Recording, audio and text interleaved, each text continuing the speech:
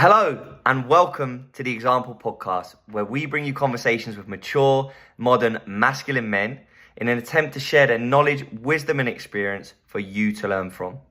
Come as you are, take what you need, and remember, you are the captain of your ship. This week, I sat down with Tyler Robinson, who alongside his wife Amber are the owners of Krave Gym. They started with one location and have grown it to 6, where members train like athletes to dominate the game of life. We spoke about how Tyler and Amber balance family commitments, running a business, as well as managing to prioritize their health, the lessons and blessings brought to them by having a child born with Down syndrome, and the small steps Tyler would take if he had to start to get back in control of his health and fitness. Personally, Krave Gym is where I rebuilt myself, coming from 2 ACL operations in just 6 months, and it is the strongest gym community I have ever seen. And when you get to know Tyler a little bit better, you are not surprised why. Enjoy this one, guys. Yes, okay. I'll jump right in, mate. What does it mean to you to be a great man? Yeah, that's a really interesting question. I love that question. One of our core values at Krave is great, not good, and so I think that another thing that we talk about a lot is not being satisfied with average, beating average, and so I think to be a great man is definitely just to be unaccepting of good enough in whatever you're doing. When I say that, I don't mean you have to be great. Great men do great things, but it doesn't mean that you have to be like the next Elon Musk and invent rockets, right? It can be as simple as being a great man in a relationship, being a great man to your family, doing above and beyond for your career or your job, and that doesn't necessarily mean that you have to be the biggest CEO in the world. I think Andy Frisella says it a lot about if you're a janitor doing your work to the best of your ability, is just as good as at like being a great man as the CEO or an Elon Musk or whoever those crazy the guys that are doing everything in the world. But I think the biggest thing to me is just being unaccepted of good enough, and that's what great ultimately is.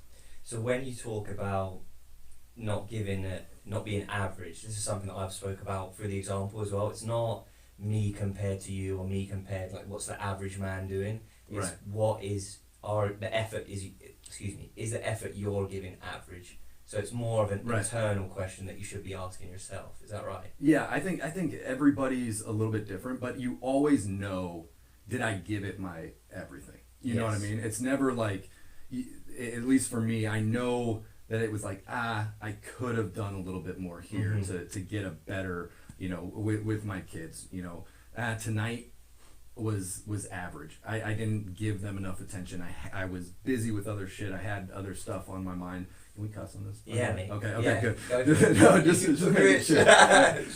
But that's the thing. Like, there's times where I'm like, I could have put my phone down for a little bit more and actually gave 100% of my attention to my kids when I was being a dad then, right?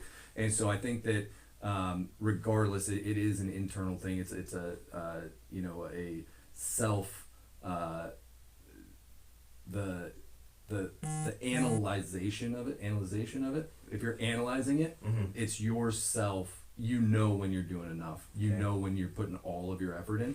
And I think a lot of that comes back to sports too. And we've talked at the gym a ton about our athletic careers and stuff like that. And I think that that's one of the coolest things about being an athlete is it really taught you, even at a super early age, that like the effort I put in that seemingly has nothing to do with the end goal makes the end product better, right? So like the sprints, the stairs, the lifting I'm doing, that doesn't like make me seemingly better on the football field if you don't like equate the two. But the harder you work in the gym, the better a football player you were going to be, even though they're not the exact same thing. And so that's the effort. But you could always tell I I didn't really go as hard as I could in the gym today, you know, and so Yeah. that's why I think that those skills, whether it's in a gym or whether it's in athletics, are super important, because it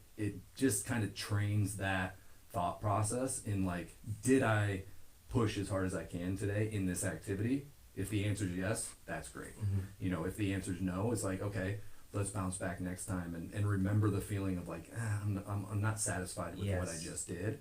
I don't like that feeling personally, and so if I don't like that feeling, I don't want to recreate that feeling the next time I'm in. So the next time I'm going to make sure that I'm giving everything. You know what I mean? I like what you said there about the sprints and the lifting. That doesn't win the game. That doesn't control the outcome. But it's the process that I'm following that's going to put me in a better position to win the game. Definitely, yeah. And I think that's something that's like, the work that you put in is not a guarantee of results, but not doing it is. It's going to feel, even if you get the result and you didn't do it, it feels like a cheat. Yeah. You know? Yeah. It feels like a cheat. I just watched this thing on it's a comedian competition, right? I love comedy. But they were competing in this competition, and they were saying, okay, they went from 18 to 10. And they were like, okay, you 10, you move on to the finals. You 8, you didn't get it right now, but you're all really good. And the key is to be prepared when the opportunity comes, and if you didn't make it this time, another opportunity will come, and if you've done everything you need prerequisite, then you're going to be prepared to kick ass the next time, right? Whereas if an opportunity shows up and you haven't prepared, or you haven't done everything that you can, then you're not going to be able to take advantage of that opportunity that may be completely random, but you were able to take advantage of that opportunity, versus someone that hasn't prepared. That same opportunity might come up for them. They don't know how to take advantage of it. They might drop the ball when it comes to that specific thing.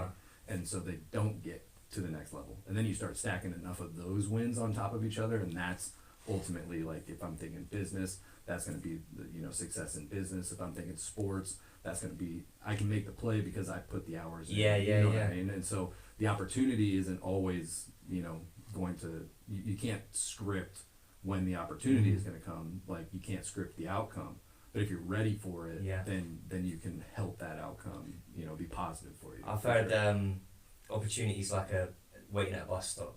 Like, a bus is going to come. Yep. You need to make sure that you've got the fee to get on, the fare to get on. I love that. Yeah. Yep. Where did you grow up, mate? Because we're in Des Moines right now. Obviously, I'm from England, but you didn't grow up in Des Moines, right? No, I'm a neighbor. So I grew up in Nebraska. For all the Iowa fans out there, probably hate hearing that. But yeah, I grew up in Omaha, Nebraska. I was born in a smaller town in Kearney, Nebraska, but lived most of my childhood in Omaha, just West Omaha and Elkhorn. And so that's where, went to high school in Elkhorn, and I was there from, I think we moved there when I was in 2nd or 3rd grade. So. Okay. Yeah, and we're going to talk about that, and talk about our sport in growing up, and our identity attached to sport in particular. But when you were growing there, the things that you've learned there, saying about, the effort in doesn't affect outcome, but it's valuable work, you need to do it, not giving an average effort of yourself. Where did you learn that growing up? I know you mentioned sports earlier. Who was teaching you that type of thing at home, or was it just coaches? Yeah, I was really blessed growing up. I had my dad worked really, really hard, but then he also was able to coach us. And so my dad was our coach for as long as I can remember, at least one of them on the coaching staff. Who's us, mate? So like my brother and I, both played, ended up playing high level sports. He ended up going to the NFL. I was in college at a D1 level, and so those us, when I say that, is us, and then when we were younger, it was our entire neighborhood. You know what I mean? Like all of the guys, were coached by my dad and a group of a couple other of our teammates' dads as well. So so we're super lucky. But I think, so they were able to teach us, the work ethic and different things like that. But then I was able to just watch my dad on a daily basis and see how hard he worked and did extra stuff. He my parents had me when they were really young. They were still in college, and so like I have cool pictures of me. My dad played football in college too, but like in his football uniform and in pads and shit, holding me on his shoulders and stuff, which was kind of cool, right? But then seeing him with a young family, traveling like 2 hours to Lincoln at night to get he ended up getting his doctorate. And so he got his master's, got his doctorate, and he was higher education. So he was in like, he ended up ultimately being vice president of Wichita State, was kind of the top title, I guess, of what you would call it. But he, continuing his education, going to night classes with a young family after a day of work, and just kind of seeing those things and hearing how much work and effort that took. But then also seeing on the other side with my mom was a great example, because then you got to see her, how hard she worked with staying with us as kids, right? And the effort that she put in. And so that relationship, growing up, so I have a younger brother and a younger sister. And so we were super blessed to have both. And then my mom also did like daycare out of the house. And so she was always in the daycare. She was either doing it out of our house, or eventually she kind of went to other daycare facilities and stuff like that. So, but seeing those two work really hard to make it, because being super young, we didn't grow up with much. And so that was always kind of a motivation for me, but also the example that I was able to I like that. Not by accident.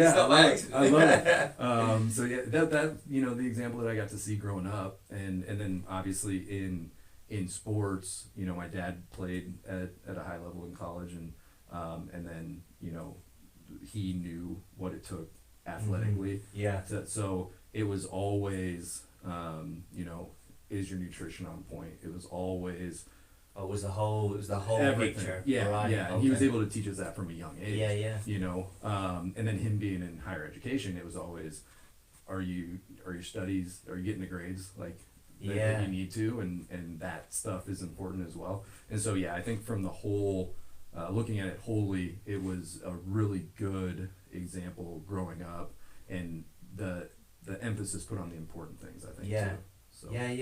Sounds like there was like two sort of more traditional roles there, like dad's going to work hard in that field of the providing and then educating the young men, and mum's caretaking at home. Would that be fair? Yeah, definitely. Nice.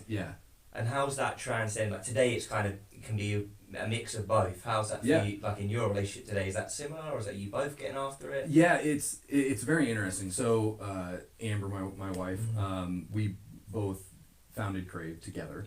And so we worked very closely. Like Krave was our first baby, and then as we got into having a family of our own, the roles, it's always interesting, because she works a ton as well as myself, but then she's also like this, it's kind of, and I don't know if she would agree with this. We've kind of had this conversation. But I would say like I'm more of a CEO type when it comes to work, and she's more of the CEO type when it comes to the family. But I would be the COO of the family, and she would be the COO, the operation coordinator. I've heard it explained like that before. And that's kind of, we both work and we both try to be as much with the family dynamic as we can, but I would say she's more in charge there, and I would say I'm more take the charge. As pushing that. I like that. So it's not like the old school traditional where she's at home with the kids, while I'm at work, but it does kind of play certain specific roles. To where our strengths and this like masculine but it's still a team effort going in for sure, both ways. That's actually that just feels like a really mature modern way to attack it, where like we're both hey, you can get everything done that you want to do in business, and then I'm going to help out at home, of course, but like here we're trying to spearhead it from both angles. And I think it's not always easy, because the stress of both attack both of us. But But it's better to be able to lean on, to have those kind of roles sorted out, to lean on someone a little bit more as far as responsibilities and some of that. You know, our son was born with Down syndrome, and so like a lot of appointments, a lot of scheduling and getting him what he needs, and advocating for him when it comes to he's had a ton of surgeries when it comes to his knees. He's had a lot of different things that with different therapies and different things that he's doing on a weekly basis. And so like and that's more of our home base, right? So she mostly takes care of the scheduling of that and all of that kind of stuff. Whereas then, but if she needs me to be like, hey, Thursday at 2:00, he has his speech therapy. Yeah. I need to be at work. Okay, great.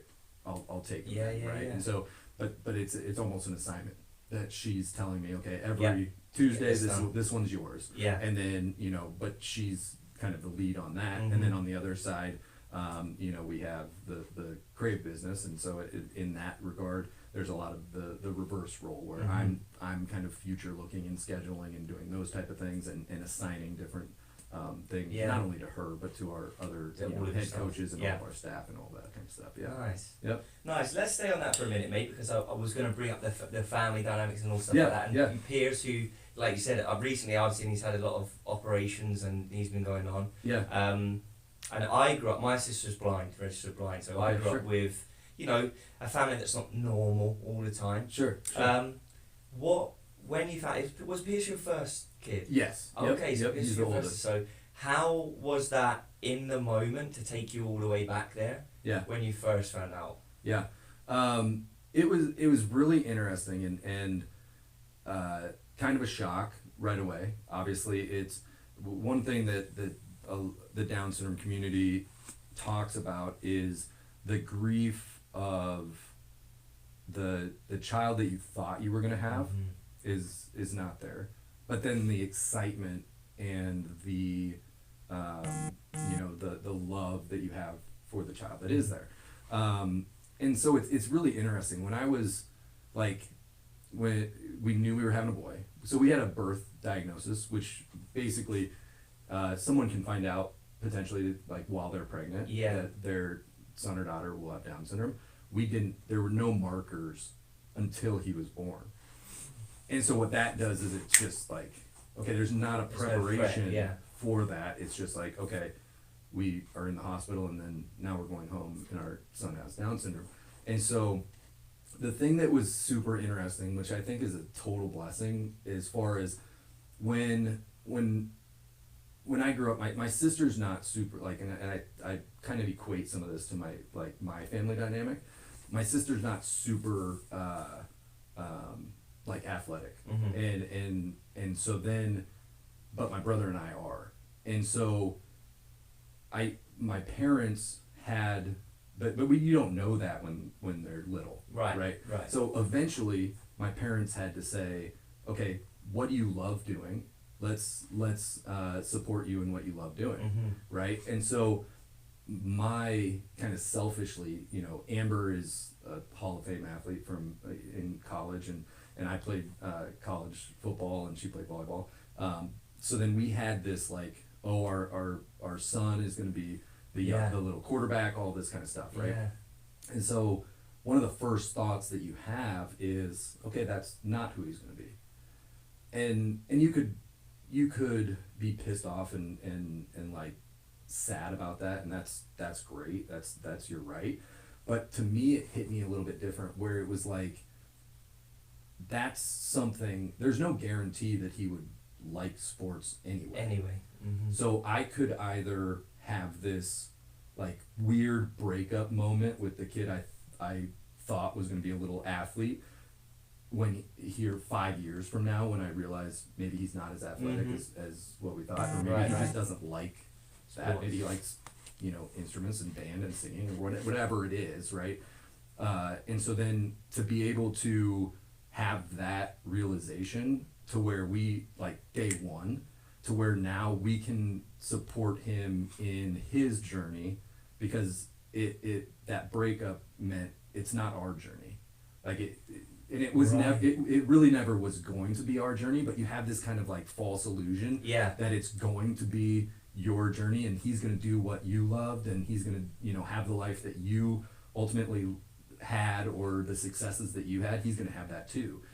And I got to realize day one, so there wasn't like 5 years of like me trying to foster this type of like person that this isn't, Mm-hmm. and then him having to have the realization of like, I'm not who my father wants me to be. He doesn't ever have to go through that, because day one I didn't have that expectation anymore, and so that's like, that was always kind of the blessing for me. And then, you know, then we have our second child, Ivy, and then our third is Porter, and he's a boy as well. Mm-hmm. And Porter from day one can't not have a ball in his hand. You know what I mean? And so it kind of, me already realizing that now Porter loves ball. Like, he's throwing a ball, he slept with a ball instead of like a stuffed animal. He doesn't like a ton of like the action figure type playing toys. He just always wants to play sports. That's how I was when I was really young. And so because of that, because it's fun for him and that's who he is, now that's someone, okay, now I can foster that in him, but it's not because I forced it, because it's there, because he loves it, you know. And so, but it'd be weird, like, yeah, that realization was like one of the best blessings I think that Pierce could have had for me as a father. And it's ultimately made me a better parent, and ultimately a better man, because I think that, you know, if you don't realize those things, I've seen a lot of fathers that can pressure their kids in a weird way that ultimately puts that pressure ultimately creates the feedback or the breakup that ultimately has to happen, but it falls on the kid to be like, Dad, it's on Varsity Blues, I don't want your life, like when he was 18, like that's what he, you know, he's yelling at his dad, you know what I mean? And so it eliminated that moment for me, you know. I've coached a lot of youth sports, so I've seen that play out time and time again, where kids even as young as 11 are screaming at their parents in the middle of the match, like, leave me alone, you know. So that pressure's added in there. I wanted to talk to you about, after Pierce and all those emotions coming through and the blessing that it is, how was there a feeling of like, we're like a little scared around having another kid, or we're like, yeah, we're definitely going to go for it again? What was that moment like in the run up and the build up to giving it another go? Yeah, it's interesting, like, both Amber and I are young, you know, when we were having kids, we're not as young anymore. How old are you? 38. Okay. So yeah, Still young. we're getting up there. Come on. We got some gray hairs. But we were 28 when we were having it, so we were still young, and so it's not like it wasn't something that we were worried about. There's tests and stuff that you can do during pregnancy to find out, and I think we did that with the second, but not the third. And it was just to, again, prepare. But like, ultimately, we knew that we wanted to have multiple kids. I think that there's such a blessing after Pierce was born, talking to the Down syndrome community and how siblings just excel in life, and they're able to have such a compassion that most humans don't get, having a sibling with special needs, you know. And I think that gave us like the most motivation to have kids, and it's been proven true as well. Like, the kids are Ivy's 7 and Porter's 5, and both of them are so empathetic and so helpful and nice and kind to other people, and that's something that, again, is a huge blessing. But yeah, I don't think we never really thought twice, like, what if we had another kid with Down syndrome? Like, it that I don't think crossed my mind, at least. And so, you know, we wanted, and then we knew we wanted a third, because you know, when we were gone, And if Pierce needs help, we didn't want to put so much on Yeah. a single sibling. So, you know, that was in our decision making as well. Yeah, so real And long-term so view we're of like, it. yeah, look at, you know, the family dynamic as a whole, and not put so much pressure on one. Yeah.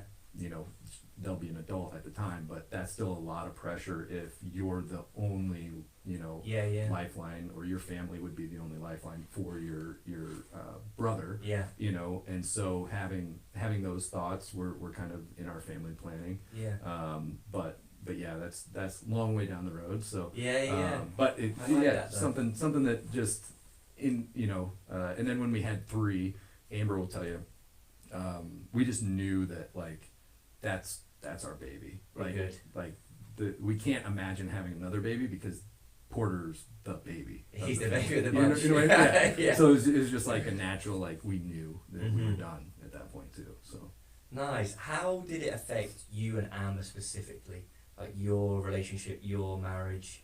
yeah, just specifically having kids or having Yeah, kids. go all three. Yeah, yeah. Going for free. Pierce first, and then like now that you're outnumbered, Yeah, how has that yeah, changed? Yeah, you know, Yeah, because I want to get back to, excuse me, that's a great way to put it, because I want to get back to how you've managed to prioritize your health later.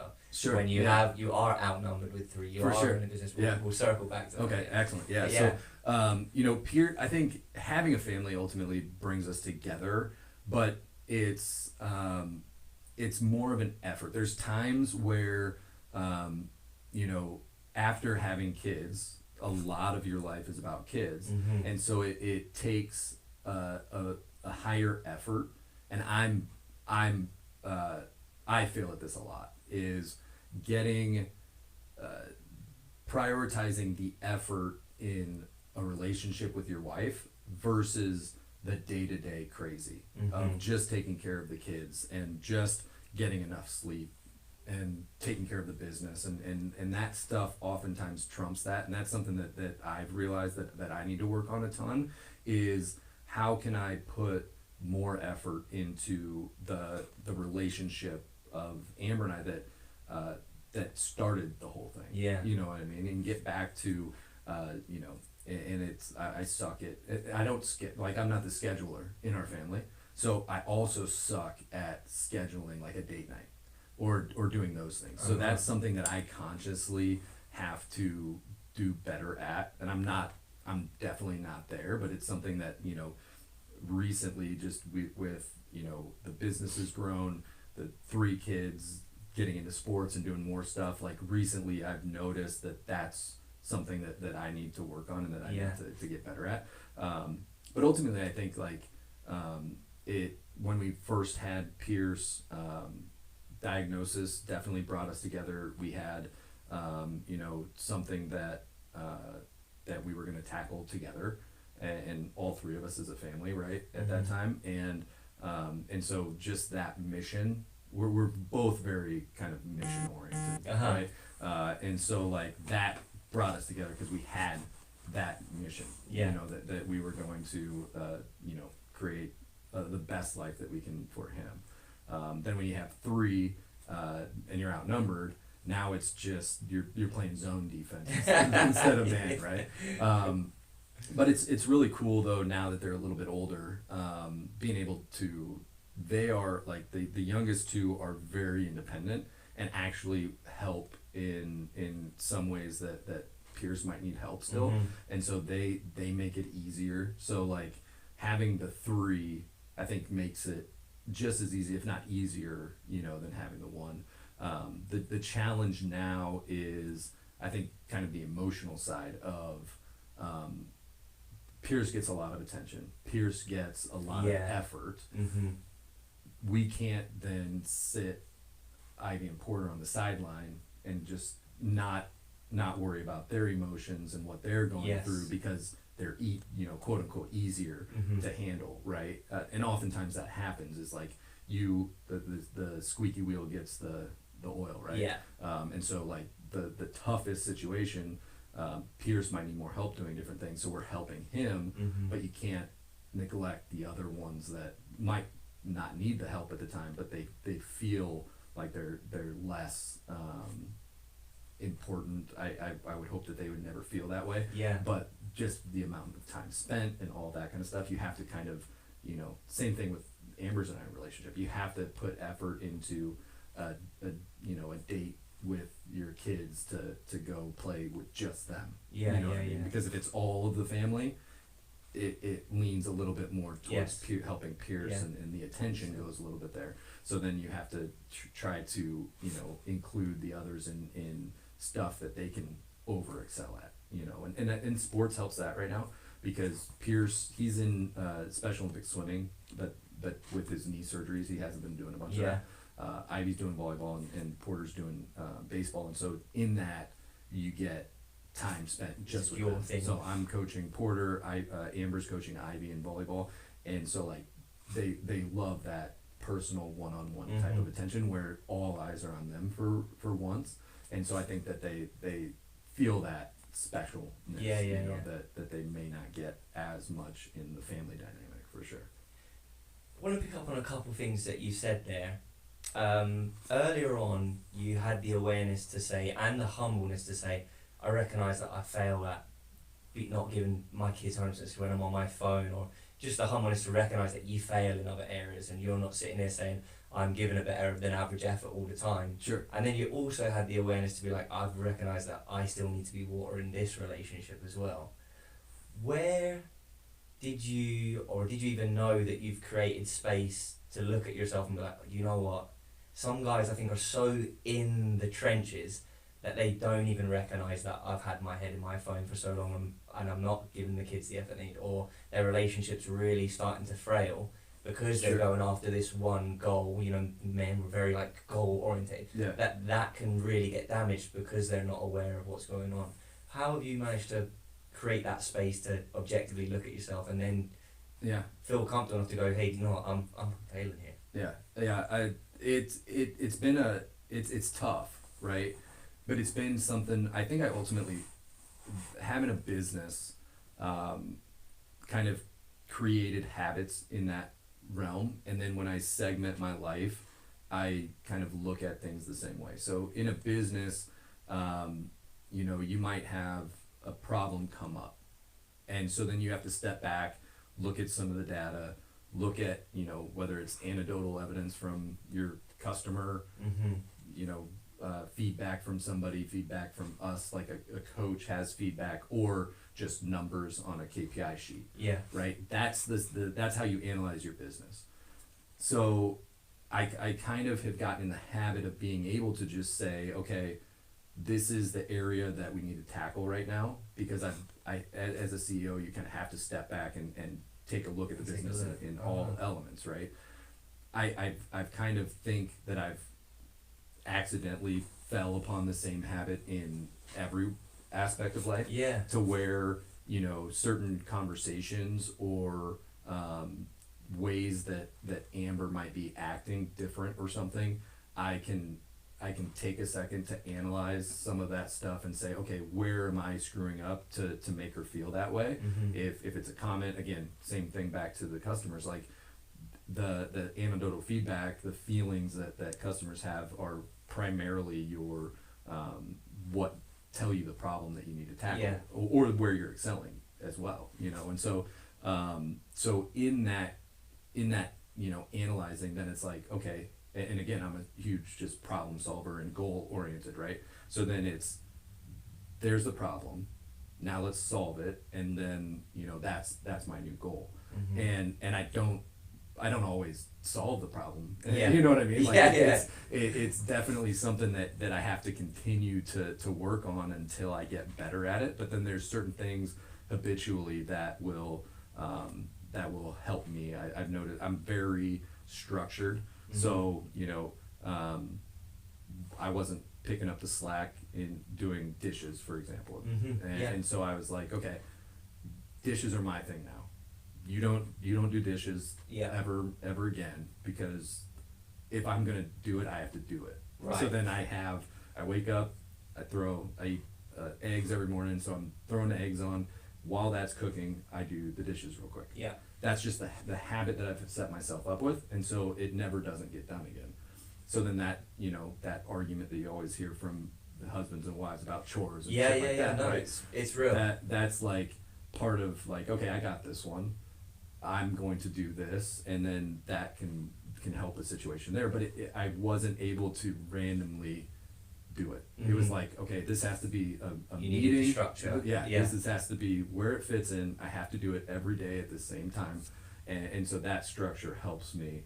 And that's where like date night gets tough because our schedules aren't structured Concrete, like that, yeah. especially in the evenings, right? Mhm. And so that's where that's one thing I have to work on is where can I fit this in? Yeah. Because oftentimes if I'm done in the evening at 6, she's working till 8, Mhm. or vice versa. And so the ones with the kids, some of the times both of us are at work until 8:30, 9 o'clock. Yeah. And we have a sitter after we have a sitter, right? Mhm. And so then we both get home late and it doesn't work. So now, finding those times where it's inconsistent is the biggest challenge, I think, Yeah. in our lives. But yeah, I think analyzing those problems and where I can, that's what now the next thing I have to work on is the speed at which I solve them in my family life versus business. Okay. So like business, something breaks, it's going to get fixed like immediately, like Uh-huh. because that's what you have to do. If there's, we own gyms, and so, if there's a broken lead generation, nobody's coming in, nobody's calling, nobody's Mhm. doing whatever. Okay, today we're gonna fix that. We're gonna have 5 things that we do to get more leads, and we're gonna go do that. Either myself or my team is gonna go do that like now, Mhm. right? I don't do as well by the immediacy of my family, right? Yeah. Because I'm like, oh, I need to work on that, but I'll get around to it. You know what I mean? Yeah. It's not as top of mind all the time, and it's because everything else gets so like prioritizing that is Mm. my main challenge that I even need to Yeah. work on even more. Yeah. The speed in which I can correct some of those issues. That sounds like through your self-education in business, you've been able to use what's worked well in business and then help apply it to how you're coming to home and to relationships there. I think sometimes, or what I see in my business is people have got that in their business at the expense of their health, their relationships. They haven't managed to compute that, oh, what I'm doing here could be really useful over here. Sure. What, with that in mind, and with the structure thing in mind, between growing a business, raising the 3 kids, investing in the relationship, how have you managed to keep your health at such a priority? It sounds a little bit like that your personality naturally leads to a lot of structure, Yeah. but how have you, and why have you really, obviously you've invested in gyms as well, but why has it been so important to you to keep your health as a major priority? And I know your wife does the same. Yeah. I think for us, I've never not worked out. Like, Okay. so started training with a strength and conditioning coach started training with my dad, and then a strength and conditioning coach when I was in like 5th or 6th grade. Mhm. And so I've been lifting ever since, and Right. it's been a habit that in my life I have to work out. It's your identity. It is. Right. And so it's not like I take several months off and then have to figure out how can I get into the gym, how can I work this into my schedule. It's always just been a fundamental part of the schedule. Right. And so then because of that priority, it's one of those things that, we just, that's number one, and everything else, 1A, 1B, Right. and 2, 3, 4, 5. Gym's not 5. Gym and working out and taking care of myself and Amber's in this as well has just always been 1 or 1A, 1B, Mhm. whatever. And so really it's about, okay, when can I get it in today? Yeah. And ultimately, like, too, I'm not at 38, I'm not training like I was at 24. Mhm. I'm not training like I was in bodybuilding back in the day. So I was training 7 days a week, hour to 2 hours a day, you know, and really focused on like super strict nutrition and all that kind of stuff. So like, I'm not like that anymore, because it's one, those aren't my specific goals anymore, but then also like my other goals take that extra space and time, but I'm still going to have a foundation of 3 to 5 days a week.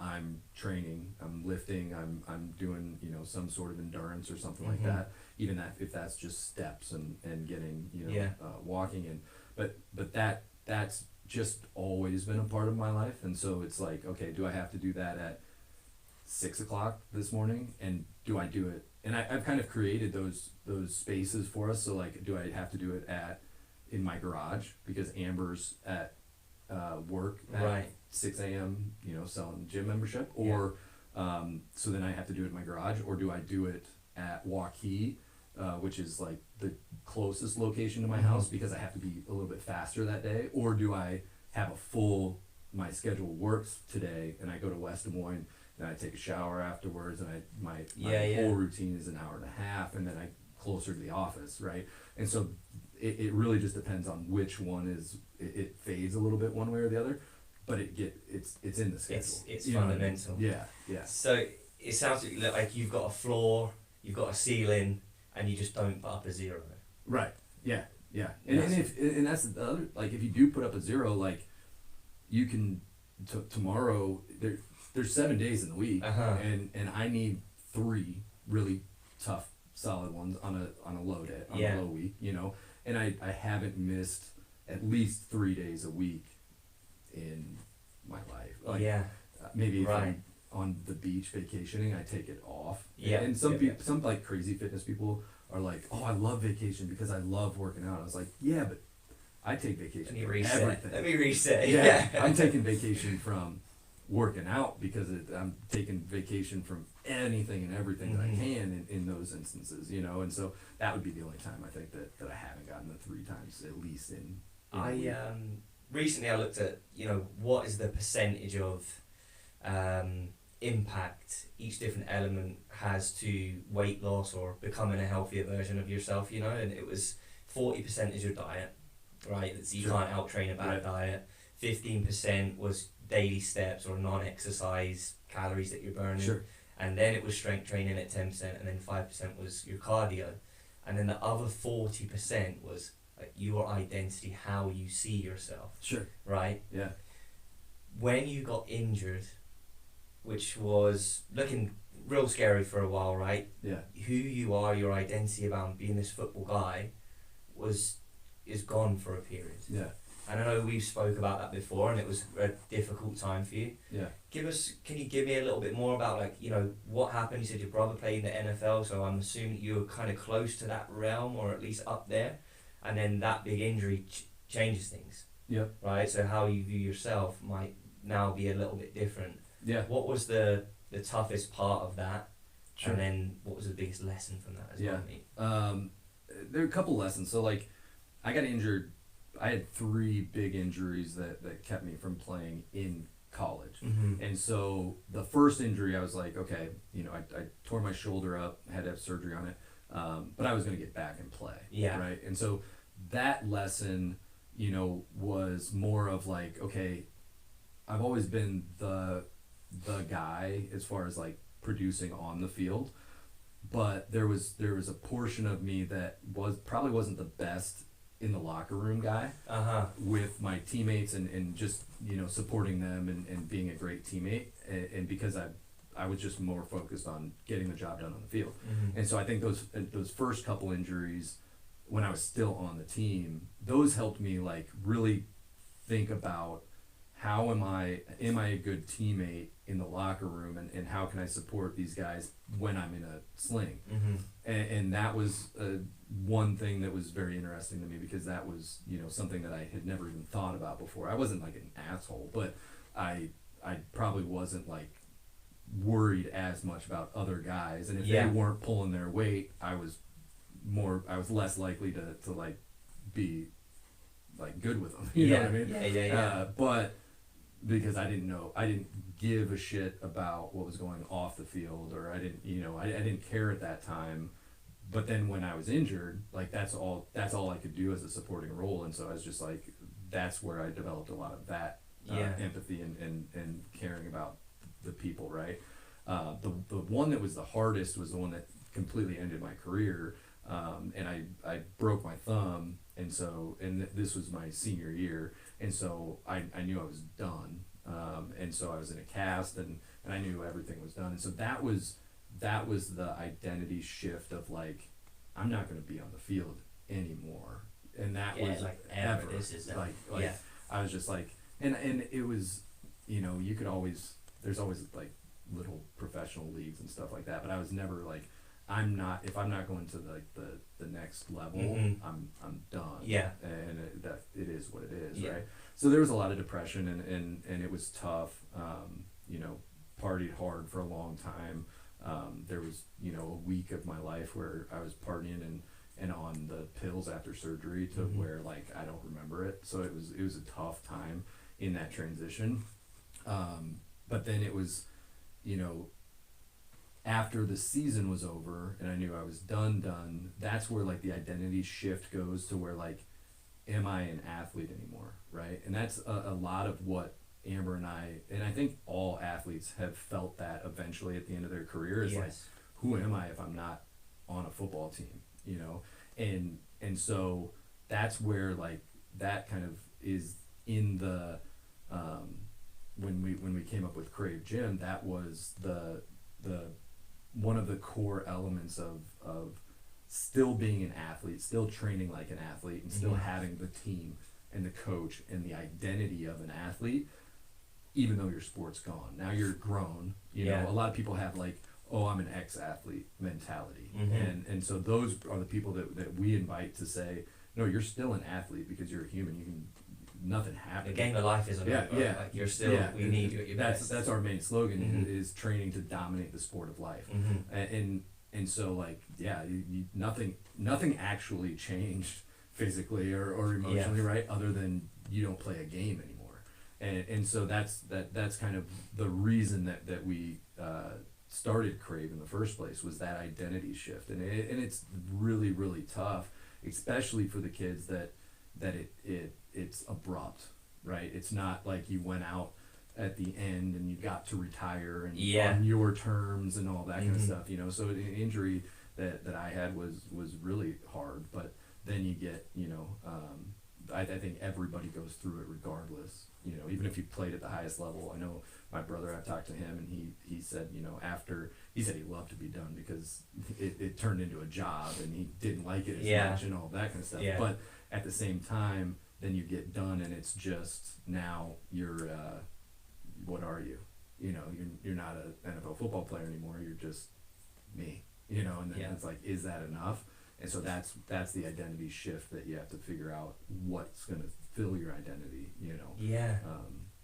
but that's the, I think it's so common with athletes, because you put, to that point, I had put, because I was 22 when I was done playing football, and I started when I was in 3rd grade, so I was like 7.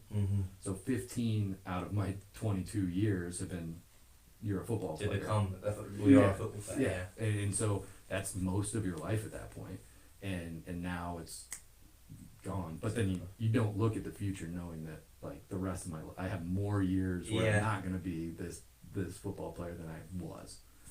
So I think that's one thing that you always have to think about too. I obviously had a lot of knee surgeries, and that was like, okay, now I'm not going to go and play Latino League. It's probably time to hang it up. Right. And I've described to a couple people before, close people, it's like, I wonder if like part of that had to happen for me to recognise that, maybe I am more than just a footballer. You're not just a footballer. Like you have worth outside of that. You don't have to prove yourself through sport. Like people will like you because you're a nice guy or something else is going on, but I definitely feel that was a big like, oh shit, like what, like you said, who am I now? And the big thing that you said, which I think a lot of people struggle with, a lot of men struggle with, is like, am I enough? Right. Is it enough to just be me? Yeah. And understanding like the question is like, who is me, right? And because all of your, I like to break, like when I'm thinking about this, I like to break the person down into, you know, I think about this with relationships too, and I think I talked to Amber about, you know, why I love her so much, and it's not the things she does, or it's the type of person she is, right? And so like, then I turn that on myself, and I'm like, okay, am I reliable? Am I trustworthy? Am I hardworking? And the traits that you can build become who you are. And you get those from sports, but it doesn't require the sport to get to that point. And so it's like, who I became from football is who I am, and that is enough. Versus like football.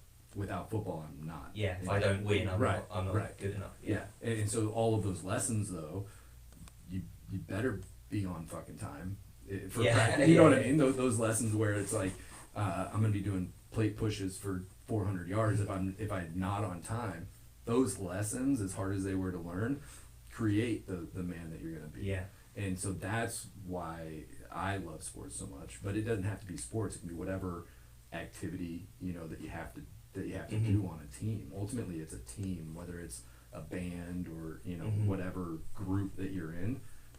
You figure out what, you know, being on time means, being reliable means, being, you know, kind and friendly to people, and all of that creates who you are, and ultimately those are the activities that teach you that. I'm glad I made it here on time, mate. I saw a couple of plates out there. Right, yeah. I'll be in the hallway. We got 2 minutes late. Yep, we got a lot of weights out here.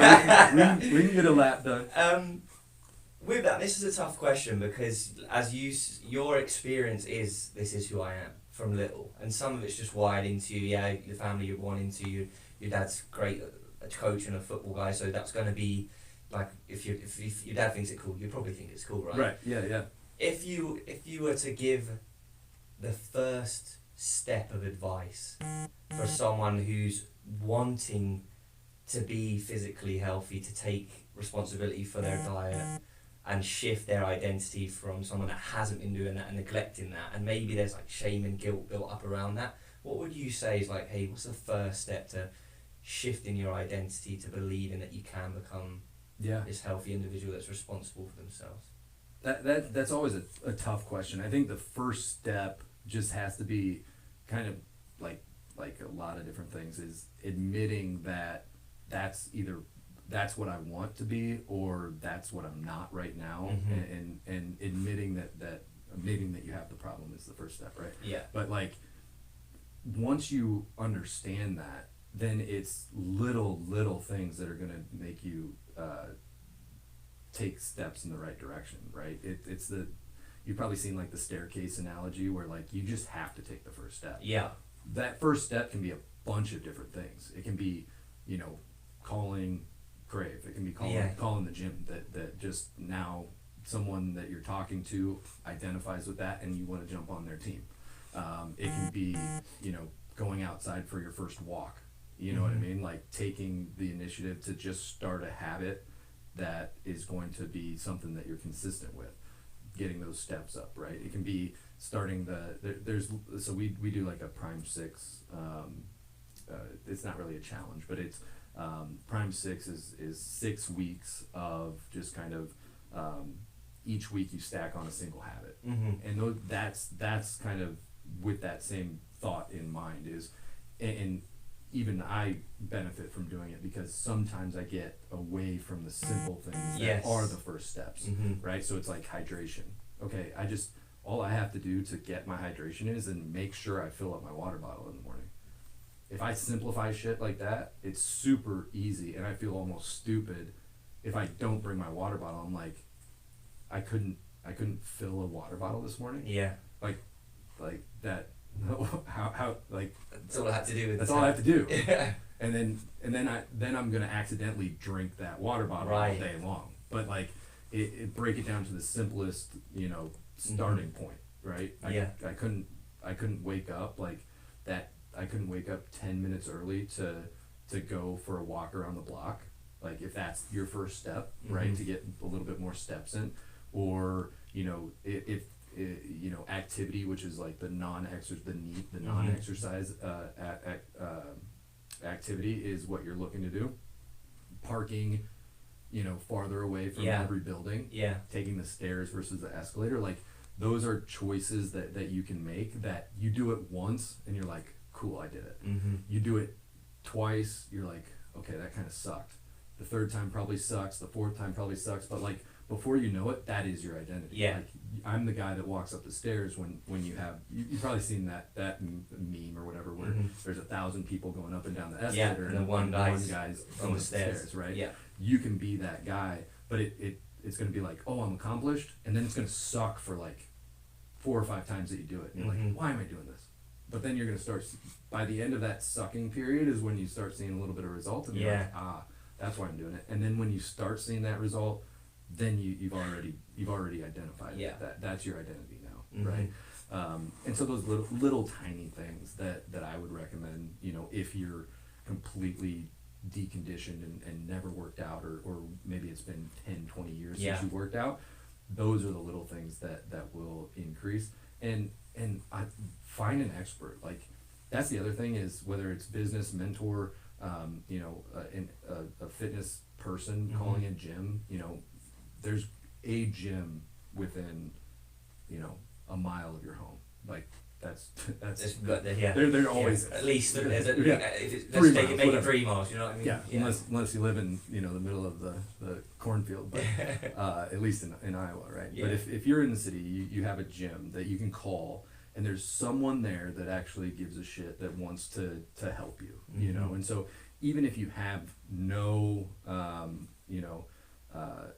no confidence in yourself that you can do it yourself, there's someone that is an expert, or at least knows what they're doing to a point, that can help you get started. Right. And then you just ride on to the you know, if they get you to a certain point, great. And then you find someone that's more of an expert in specifically what you want, then you can find a new one, or, you know, search online, you know, like all of those things. That can be the first step, is just finding the person that's going to help you and be in your corner, because that ultimately, that accountability, it's tough when you're by yourself to hold yourself accountable, right? Like I always think in my head, my inner monologue is going through, and it's like, if Amber's awake and my alarm goes off, I get up like that.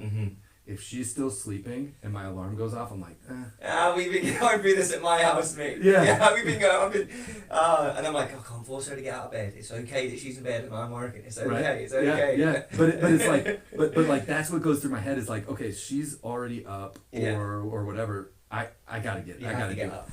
If she's not, then I'm like, 5 minutes probably is good. You know. And if you know, and so I put that kind of the pressure or whatever on myself, but then it's like, but that's the accountability piece, right? Is it's like, if someone's there to watch me, I'm going to do the thing. If it's just by myself, there's a chance that I don't do it if it's not already a habit, but there's also a chance that I do it with less effort than what I would have with that accountability. And I think that's just a human nature of everything. And so that's when you make the first step can be finding the accountability, you know, to get the results that you want. A couple of things you said there that I really liked. It's like, one, find someone that gives a shit. Like, people care. People care. And I know sometimes when it's like, when you're in your lowest of your lows, and it does feel like, fucking hell, I'm trying all this shit on my own and nothing's going, it does feel like I'm on my own, right? Or I can't invite in my partner or something like that. And it's like, there is people that care. Like you said, phone the next gym, phone the next person, get online. Someone is going to take you and recognize how valuable you are, and maybe they just show you how valuable you are. Because at times people don't have it, right? And I think that's massive. Like, there's people that care about you. You don't have to do anything. You just have to be brave and say, do you know what? I need a bit of fucking help right now. And people genuinely want to help. And again, athletics, it taught us that like, there is a coach that, or someone that's going to help coach you through the shit that you don't know, you know, and ultimately when you get out of sports, you're like, I'm on my own now. Yeah. Wait a minute, I've always had a coach. I've always had a team that had the same goal, and now I don't, you know, and that's kind of, again, fundamentally from what Krave was created for, but that's ultimately the same exact thing is find your team, calling the nearest gym. That's going to do both. You're going to find your coach in whether it's the owner or a trainer or whatever, and then you're going to find your team, other people that are close to or have been in your shoes that will cheer you on and be in your corner for that, and that's find your team. Krave's done an unbelievable job, and we're going to finish with that and my personal experience. But you always have a podcast or a book going in your ears. What is one book or one podcast that you think all men in particular should get a hold of or get a listen to? It's interesting because I'm very, again, problem solving, niched. So I don't always have time to do general feedback, but some great ones that I've recently listened to. I don't read. First off. Yeah, I know you always. I didn't say read. I don't read. I don't want anyone to ever think that any book that I recommend that I've read it, because I don't read. I fall asleep instantly when I try to read, and so I realized that about myself, and so I listen to books. But Unreasonable Hospitality was a book that I just listened to, and that was to solve a problem of how can we go above and beyond for our athletes at the gym, and so that then gets implemented into a couple things, right? But as far as like, and that's what I always do, right? I always have, okay, here's the problem, whether it's in a relationship, whether it's in business, whatever I'm going through, here's the problem, and now my goal with this book is find a book or a podcast that can solve that. Nice. Right? And so I don't really have like a general, nothing's really like changed my life as far as like a single book or anything like that to recommend. So I'm kind of shitty at recommending single books. Yeah. But the subtle art of not giving a fuck is a pretty good one. Unreal book. When you know that's a good kind of generic life advice type of book. But like I said, most of mine are niched down to specific problems that I'm trying to overcome. That's the most recent one was the Unreasonable Hospitality, which is a great book about a restaurant owner that does all the five star. I think I just heard him on Chris Williamson's podcast. Oh yeah. Yeah, and now he's doing. And then I just saw something else. He's setting up like an experience at whatever Las Vegas. Oh really? Ice hockey team or something like that. Baseball team. Las Vegas baseball team that they're gonna have. Yeah. He's running their like membership restaurant. That makes sense. Yeah. All right, a bit more personal to you then. Yeah. What are your words to live by, mate? Is there a saying that, you know, Krave's got a couple? Is there any from Krave or from you in particular that like, this is really what I built my life around?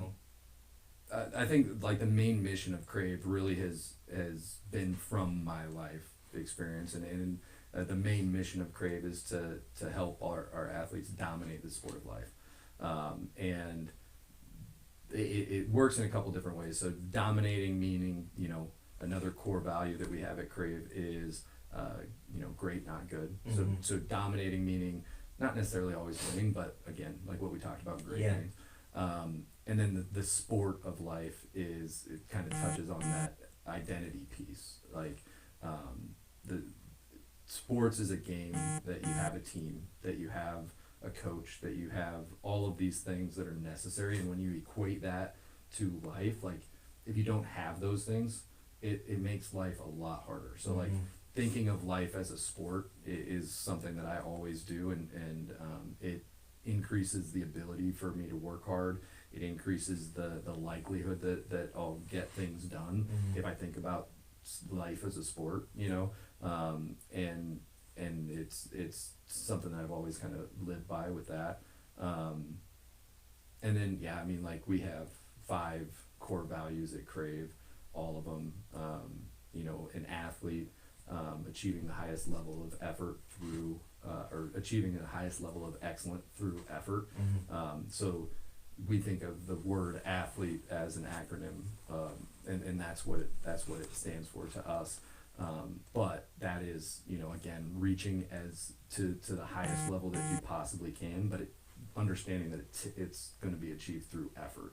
It's not just something that you can get by and not put the hours in. Right.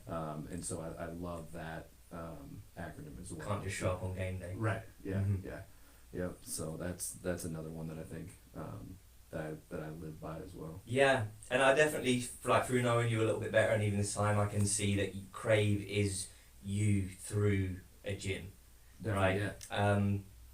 And just to thank you, mate, to round it out, like, I came back in 22 from Phoenix. Okay. And I had double ACL surgery that summer before. Right. Came back, going through a breakup. And when I got back here, I needed a gym with a sled in it. Sure. And Krave was like the only one that had the sled and the turf Right. to pull back. So I went there, and I basically, you know, unbeknownst to you, or maybe beknownst to you, like, rebuilt myself in Krave, Western Moyne. I love Like, it. when I came back, mate, I started doing 6-inch step downs, holding on to the black handrail in there, Yep. and that's all I had. Yeah. Right. Yeah. From there, pulling the sled empty, and just week after week, morning after morning, of being there right after the class, and I saw the magic of the class. Don't get me wrong. Yeah. There's just no fucking way I could have done it at the time. Right. Yeah. Right. But it just gave me the space to just me being there, focus on exactly what I need to do. So from the effort that I needed to put in, the environment was perfect. And then through that, meeting you, meeting Dan, meeting Linda, and so many other amazing people that I've seen in the classes, enjoying the classes, or the coaches leading it. It's just a magical, special place for me. I love that. That's awesome. That really did make it. I rebuilt myself in Krave, so thank you so much for creating that space. I didn't there's know, a million stories. to admit, I didn't know that you were coming from zero, you know, rehab. Yeah. Like, I've done a knee rehab. I didn't know that you were there. But I just thought that you were, like, super focused on the minute details of building, right? Which I thought was cool too. And then, you know, getting to be able to talk to you and all that kind of stuff was, you know, BSing about different books and you know, who you are and what brand you've been able to put together is huge too. And so, like, I'll admit, I didn't know you were coming from zero, but that means the world to me, because that's what we're there for, is to create that environment and a place for everybody to get better. I mean, that's a drastic get better, right? Physically get better from knee surgery, but that's exactly what we wanted to create. So to hear that it's helped you, you know, in that regard is amazing. I love it. You've done it, mate, and I know for a fact I'm not the only person that you've helped in that way. So thank you so much, and thank you for taking the time to be here. Yes, definitely. And I've really enjoyed this conversation. For sure, me too. Thank you. Love Thanks it. for having me. Cheers, Awesome, man. man. Yeah. Nice.